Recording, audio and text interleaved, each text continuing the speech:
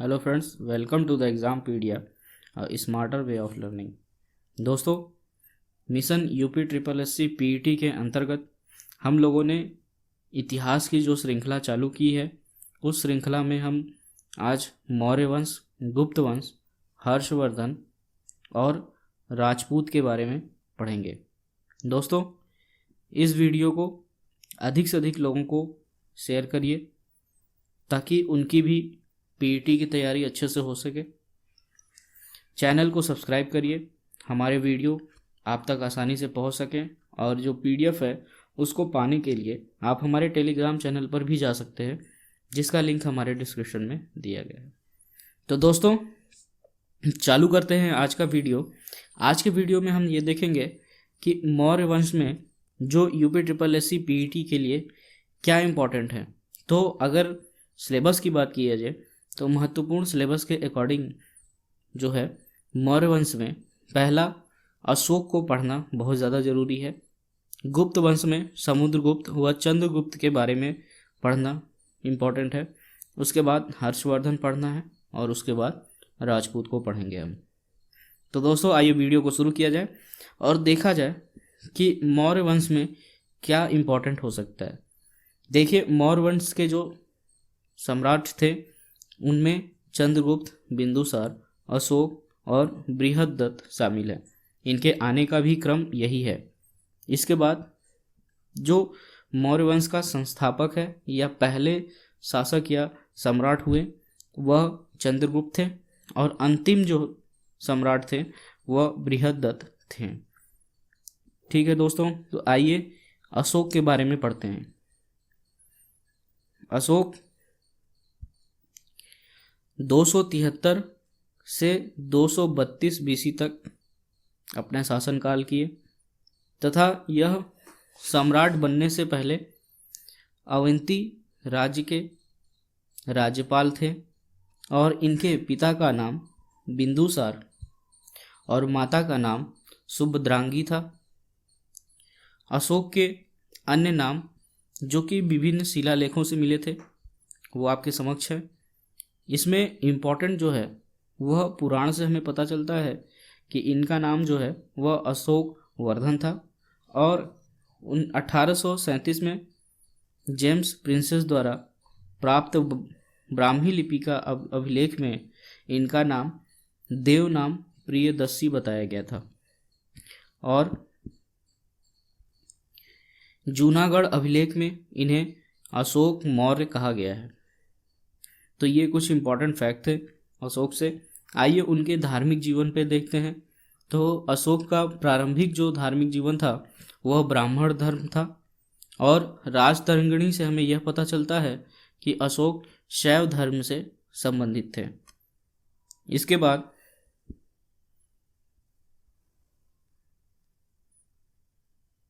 इन्होंने बौद्ध धर्म तीर्थों की यात्रा की। तो इनके राज्य अभिषेक के 10वें वर्ष में यह बोध गया गए, 12वें वर्ष में निगाली सागर गए और 20वें वर्ष में लुम्बिनी में गए। अशोक ने बौद्ध धर्म के प्रचार के लिए बहुत सारे कार्य किए, जैसे इन्होंने 84,000 स्तूपों का निर्माण कराया तथा पुत्र महेंद्र और पुत्री संघमित्रा को श्रीलंका भेजा। और इन्होंने तीसरी संगति, जो बौद्ध धर्म की संगतियां थीं, उसमें तीसरी संगति जो कि पाटलिपुत्र में हुआ था, अशोक के ही शासनकाल में ही कराया गया था। आगे देखते हैं। ठीक है, तो अशोक जो है वो सभी धर्मों का सम्मान किया करते थे। तो अशोक सभी धर्मों का सम्मान करता था और सभी धर्मों को बराबर देखते थे और उन्होंने पहाड़ियों में 4 गुफाओं, ठीक है, कर्ज, चौपार और सुदामा और विश्व झोपड़ी का इसके लिए निर्माण कराया था। अशोक के कुछ इम्पोर्टेंट धम्म देखते हैं। तो अशोक के 11वें शिलालेख में वर्णित है और इनका नैतिक नियमों की संहिता के लिए प्रसिद्ध है। आगे देखते हैं अशोक की कलिंग विजय। तो अशोक के कलिंग विजय की जानकारी हमें 13वें शिलालेख से मिलती है और जो कलिंग है वह वर्तमान में उड़ीसा में स्थित है। ठीक। और यह युद्ध अशोक और राजा अनंत के बीच में हुआ था, और इसमें इसी युद्ध के दौरान अशोक का हृदय परिवर्तन हुआ था, जिसमें भेरी घोष से धर्म घोष की ओर जाने के लिए बोला गया। तो इसमें मतलब कि हिंसा हिंसा से आप धर्म की ओर जाइए, ये सारी चीज़ें इसमें इस युद्ध के बाद अशोक के हृदय परिवर्तन में हुई थी। आगे देखते हैं। मौर्य शासन 137 वर्षों तक रहा, और अंतिम शासक जो है वह बृहदत्त था। ठीक। अब इनके पतन के कारण अयोग्य उत्तराधिकारी, अत्यधिक केंद्रीय शासन, ब्राह्मणों की प्रतिक्रिया, करों की अधिकता व अधार्मिक समस्याएं, अशोक के बाद मौर्य साम्राज्य का विभाजन। इसके बाद हम अशोक के स्तंभ के बारे में देखते हैं। अशोक के स्तंभ जो है वह सारनाथ, बनारस, उत्तर प्रदेश में स्तंभ अभिलेख है, जो हमारे 1950 में राष्ट्रीय प्रतीक बना, और इसमें इसके मध्य 24 तीलियों का अशोक चक्र, जिसे अशोक चक्र कहा जाता है, वह 24 तीलियां उसमें हैं, और यह हमारा राष्ट्रीय प्रतीक भी 1950 में बनाया गया था। आगे देखते हैं। अशोक के स्तूप, प्रथम उल्लेख ऋग्वेद में है, और प्राचीनतम स्तूप जो है वह पीपर हवा स्तूप है, जो कि यूपी में है। सांची स्तूप रायसेन, मध्य प्रदेश में है। अशोक द्वारा ईंटों से इसका निर्माण कराया गया था, और 1818 में टायलर द्वारा इसे खोजा गया था। इसमें 3 स्तूप हैं। पहला महास्तूप, भगवान बुद्ध के अवशेष, और काला स्तूप, अशोककालीन धर्म का प्रचारकों के अवशेष, और तीसरा स्तूप जो है वह सारिपुत्र और महामोदन गालयान के अवशेष। अब अशोक के अभिलेखों पर चर्चा करते हैं। देखिए, शिलालेखों के खोजकर्ता जो थे वो फैंथल थे, और शिलालेखों को पढ़ने में जिन्होंने सफलता प्राप्त की वह जेम्स प्रिंसेप थे। और अभिलेखों की लिपि जो थी वह ग्रीक और अरमाइक लिपि थी अफगानिस्तान, और खरोठी लिपि पाकिस्तान, और शाहबाजगढ़ी व मनशेहरा में, और ब्राह्मी लिपि शेष भारत से जो मिले थे उसमें मिले। इसके बाद अशोकों के दीर्घ शिलालेख, जिनकी संख्या 14 है, और यह 8 स्थानों से प्राप्त हुए। तो आइए कुछ इम्पोर्टेंट शिलालेखों के बारे में देखते हैं। देखिए, इसमें जो इम्पोर्टेंट है वह 6वां शिलालेख है, जिसमें आत्मनियंत्रण की शिक्षा दी थी। 7वां और 8वां शिलालेख, जिसमें अशोक की तीर्थ यात्राओं का उल्लेख किया गया है। इसके बाद 13वां शिलालेख, इसमें कलिंग युद्ध का वर्णन किया गया है, और अशोक के हृदय परिवर्तन की बात की गई है। तो यह कुछ इम्पॉर्टेंट शिलालेख हैं जो आपके एग्जाम में पूछे जाते हैं, जिसमें 7वां, 8वां और 13वां शिलालेख इम्पॉर्टेंट है। 11वां शिलालेख भी इम्पॉर्टेंट है, इसमें धम्म की व्याख्या की गई है। तो दोस्तों, ये कुछ शिलालेख थे जो हमने सभी शिलालेखों को आपको यहाँ पे प्रदर्शित किए हैं, लेकिन इसमें से कुछ ही इम्पॉर्टेंट है जो आपके एग्ज़ाम में आते हैं, जो कि 13वां है, 11वां है, और 7वां और 8वां है। आइए अशोक के कुछ लघु शिलालेखों के बारे में देखते हैं। अशोक के लघु शिलालेखों से हमें उनके व्यक्तिगत जीवन की जानकारी मिलती है, और यह 4 स्थानों से प्राप्त हुए हैं, जो कि रूपनाथ, जबलपुर, गुर्जरा और सारोमरो और पुनगुड़िया से प्राप्त हुए हैं।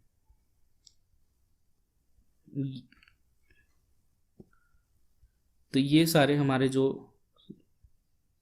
ये कुछ महत्वपूर्ण शिलालेख हैं, पर ये आपके एग्जाम दृष्टिकोण से बहुत ज़्यादा इम्पोर्टेंट नहीं रखते हैं। तो इतनी चीज़ें जो थी वह अशोक से रिलेटेड हम लोगों ने देखा, और इन्हीं के साथ जो है हमारा मौर्य साम्राज्य का भी समाप्ति होता है। तो इतनी चीज़ें हैं। कुछ और भी तथ्य हैं, जैसे पहला सम्राट कौन था, अंतिम सम्राट कौन था, ये भी आपसे पूछे जाते हैं। तो यहाँ पे आप देख रहे हैं इनके आने का क्रम, चंद्रगुप्त, और अंतिम जो सम्राट है वह है बृहद्रथ। तो इनसे भी कभी प्रश्न पूछे जा सकते हैं। तो आइए इस मौर्य साम्राज्य के बाद हम गुप्त साम्राज्य की ओर चलते हैं। तो दोस्तों, गुप्त साम्राज्य में आने का जो क्रम है वह श्रीगुप्त, घटोत्कच, चंद्रगुप्त वन, समुद्रगुप्त, चंद्रगुप्त द्वितीय, कुमारगुप्त, स्कंदगुप्त और विष्णुगुप्त। तो अगर मैं बात करूं कि गुप्त साम्राज्य के संस्थापक या पहला शासक श्रीगुप्त हुआ करे और अंतिम शासक विष्णुगुप्त थे। आगे देखते हैं परिचय। तो गुप्त शासक जो थे वह कुशाग्रों के सामंत थे। गुप्त शासकों को वैश्य वर्ण से संबंधित माना जाता है और इसके संस्थापक जो थे श्रीगुप्त थे। और इसकी जो हमें जानकारी मिलती है वो ताम्रपत्र अभिलेख आदि राज से प्राप्त होता है। प्रमुख शासक चंद्रगुप्त प्रथम, गुप्त वंश का वास्तविक शासक और प्रथम स्वतंत्र शासक माना जाता है। इनकी शादी जो है लिच्छवी राजकुमारी से विवाह हुआ था और इन्हें महाधिराज की उपाधि से बोला गया था। और इनका राज्य अभिषेक गुप्त संवत, इनका जब राज्य अभिषेक हुआ था तभी से गुप्त संवत का स्टार्टिंग माना जाता है और चांदी के सिक्कों का प्रचलन इन्हीं के शासनकाल में हुआ था। आइए देखते हैं समुद्रगुप्त के बारे में। समुद्रगुप्त 335 ईस्वी में शासक बने। उपाधि देखिए, उपाधि इन्हें पराक्रमण, अश्वमेघ कर्ता, परम भागवत और कविराज के उपाधि से इन्हें बुलाया जाता था। लेकिन जो प्रमुख उपाधि है वह अश्वमेघ कर्ता है। और इनके दरबारी जो महत्वपूर्ण कवि थे वह हरिशेर थे, जो कि जिन्होंने कुछ रचनाएं की थी। इन्हें प्रयाग, इलाहाबाद प्रशस्ति की रचना की थी, जिसकी भाषा संस्कृत थी, लिपि ब्राह्मी थी और चंपू शैली में इन्होंने इसकी रचना की थी।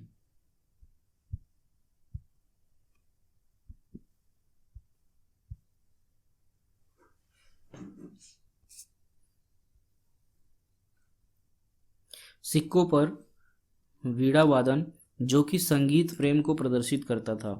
समुद्रगुप्त के एरड़ अभिलेख में यह ज्ञात होता है कि इनकी पत्नी का नाम दत्त देवी था। आगे देखते हैं चंद्रगुप्त द्वितीय के बारे में। चंद्रगुप्त द्वितीय 380 ईस्वी में शासक बना और इसे गुप्त काल का स्वर्ण काल कहा जाता है, क्योंकि इन्हीं के काल में इनके दरबार में 9 विद्वानों को रखा गया था, ठीक, जिन्हें नवरत्न कहा गया था। और इन्हीं की उपाधि जो है विक्रमादित्य, जो कि शंकों को पराजित करने के बाद इन्हें उपाधि मिली थी विक्रमादित्य की। इनकी 2 राजधानियां हुआ करती थी। पहली राजधानी जो है वह पाटलिपुत्र और दूसरी राजधानी उज्जैन थी। वैवाहिक संबंध, इनकी जो विवाह हुआ था वह नागवंश की राजकुमारी कुबेर नाग से हुआ था और इनकी जो पुत्री थी वह प्रभावती गुप्त थी। और चीनी यात्री फहांग इन्हीं के शासनकाल में भारत आया था और दरबार में 9 विद्वान थे जिन्हें नवरत्न कहा जाता था। राजकवि शाह हुआ करते थे और इनके जॉइंट सेक्रेटरी जो थे वह वीरसेन थे। और संघ के विजय के बाद मालवा में चांदी के सिक्कों का प्रचलन इन्हीं के शासनकाल में कराया गया था। तो आइए फहांग के बारे में कुछ इंपॉर्टेंट देखते हैं। जो चीनी यात्री थे, इनके चंद्रगुप्त द्वितीय के दरबार में यह चीनी यात्री आए थे। इनकी पुस्तक का नाम फो क्वा की था और यह स्थल मार्ग से आया था, जबकि जल मार्ग से वापस गए थे। और इनके बुक में या पुस्तक में इन्होंने चंडालों का उल्लेख किया था और इन्होंने यह भी बताया था कि पाटलिपुत्र में विनिमय का माध्यम कौड़ी हुआ करती थी। आगे बढ़ते हैं तो चंद्रगुप्त के 9 रत्नों की सूची आपके सामने पड़ी है, जिसमें प्रमुख कालिदास, धन्वंतरी, अमर सिंह और बेताल भट्ट थे जो कि जादूगर थे।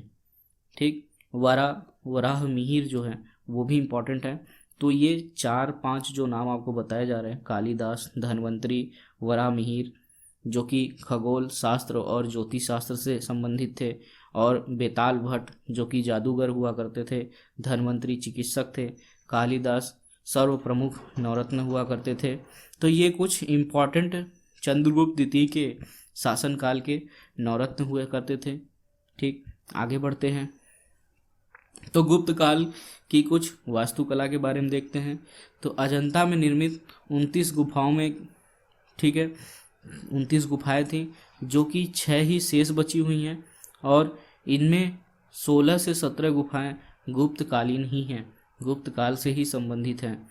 तो यहाँ से हमें ज्ञात होता है कि अजंता की गुफाएं जो हैं वह बौद्ध धर्म के महायान शाखा से संबंधित है, और मंदिर बनाने की कला का जन्म जो है वह गुप्त काल से ही हुआ है। तो गुप्त काल बहुत सारे वास्तुकला से संबंधित परिवर्तन लाए हैं जो कि प्रमुख हैं मंदिर बनाने की कला। आगे देखते हैं कुछ प्रमुख विद्वान हुए थे इनके काल में, जैसे आर्यभट्ट। आर्यभट्ट ने क्या किया? आर्यभट्ट ने पृथ्वी को गोल बताया है और उसकी परिधि का अनुमान लगाया। इन्होंने जीरो का आविष्कार किया और यह इनकी समय के महान गणितज्ञ हुए थे। अगले विद्वान जो थे वह वराह मिहिर थे, और यह भी दूसरे प्रसिद्ध गुप्तकालीन गणितज्ञ और ज्योतिष हुआ करे। इनके 6 ग्रंथ उल्लेखनीय हैं जिनके नाम आपके समक्ष हैं। आगे देखते हैं ब्रह्मगुप्त भी गुप्तकालीन के महान गणितज्ञ थे। और नेक्स्ट देखते हैं, नेक्स्ट धन्वंतरी हैं। धन्वंतरी जो है आयुर्वेदिक चिकित्सा के प्रमुख विद्वान थे, और इन्हें विक्रमादित्य की राजसभा का सदस्य माना जाता था। नागार्जुन गुप्त काल के प्रमुख रसायन शास्त्र और धातु विज्ञान नागार्जुन थे। तो ये कुछ प्रमुख विद्वान थे जो कि हमारे एग्जाम के लिए इम्पोर्टेंट है। जैसे नागार्जुन रसायन शास्त्र थे और धातु विज्ञान से संबंधित थे। उसके बाद हमने देखा धन्वंतरी आयुर्वेद चिकित्सा से संबंधित थे। ब्रह्मगुप्त गणितज्ञ थे। उसके बाद वराह मिहिर हमारे गणितज्ञ और ज्योतिष थे। उसके बाद आर्यभट्ट एक प्रमुख गणितज्ञ जिन्होंने जीरो की खोज की और इन्होंने पृथ्वी को गोल बताया। तो ये कुछ इम्पोर्टेंट। आगे देखते हैं हर्षवर्धन से संबंधित चीज़ें। हर्षवर्धन 606 एडी में 16 वर्ष की आयु में ही शासक बने और इन्हें उपाधि शिलादित्य के नाम से दिया गया। इनकी राजधानी कन्नौज थी और बौद्ध भिक्षु दिवाकर मिश्र के सहयोग से बहन राजश्री को खोजा और चीन यात्री हेंगसान इन्हीं के शासनकाल में भारत आया था। हेंगसान की पुस्तक का नाम सीयू की था और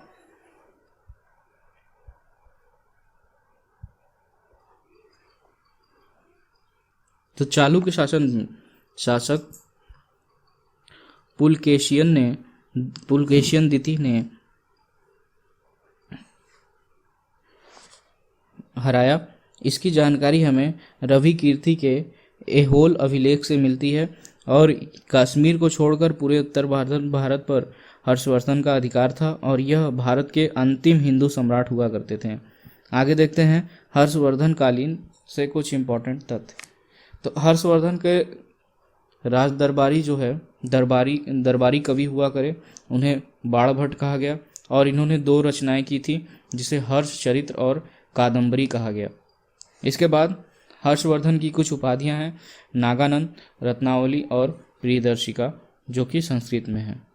आगे देखते हैं हर्षवर्धन प्रारंभ से में शैव वंश के संबंधित थे, परंतु बाद में इन्होंने शैव धर्म से संबंधित थे, परंतु बाद में ये बौद्ध के महायान से संबंधित हुए। हर्ष के समय में नालंदा महायान बौद्ध धर्म की शिक्षा का प्रधान केंद्र था और हर्ष के समय में प्रयाग के प्रति 5वें वर्ष में एक समारोह आयोजित किया जाता था जिसे महामोच परिषद कहा जाता था और ह्वेनसांग 6वें समारोह में सम्मिलित हुए थे। हर्षकालीन प्रशासन के बारे में देखते हैं। हर्ष में अधीनस्थ शासक महाराज तथा महासामंत कहे जाते थे। हर्ष के मंत्रिपरिषद में मंत्री को सचिव या आत्मन कहा जाता था और प्रशासन की सुविधा के लिए हर्ष का साम्राज्य कई प्रांतों में विभाजित था। प्रांत को भुक्ति कहा जाता था और प्रत्येक भुक्ति का शासक राज स्थानीय उपरिका अथवा राष्ट्रीय कहलाता था। भुक्ति का विभाजन जिलों में हुआ था और जिलों की संज्ञा थी विषय, जिसका प्रधान विषयपति हुआ था। ग्राम का शासन की सबसे छोटी इकाई हुआ करती थी और ग्राम शासन का प्रधान ग्राम छड़पटलिक कहा जाता था। पुलिस कर्मियों को चाट या भाट कहा जाता था और हर्ष चरित्र में सिंचाई के साधन के रूप में तुला यंत्र या जल पंप का उल्लेख भी मिलता है। तो ये बहुत ज़्यादा आपके एग्ज़ाम के लिए इम्पोर्टेंट नहीं है। आगे हम देखते हैं हर्ष के कुछ मंत्रिपरिषद। मंत्रिपरिषद में भिंड प्रधान सचिव हुआ करते थे, सिंहनाद से प्रधान सेनापति, कुंतल अश्वसेना का प्रधान और स्कंदगुप्त गज सेना का प्रधान हुआ करते थे। हर्ष के समय शासन व्यवस्था राजतंत्रात्मक था और अपने दैवी उत्पत्ति में विश्वास करता था।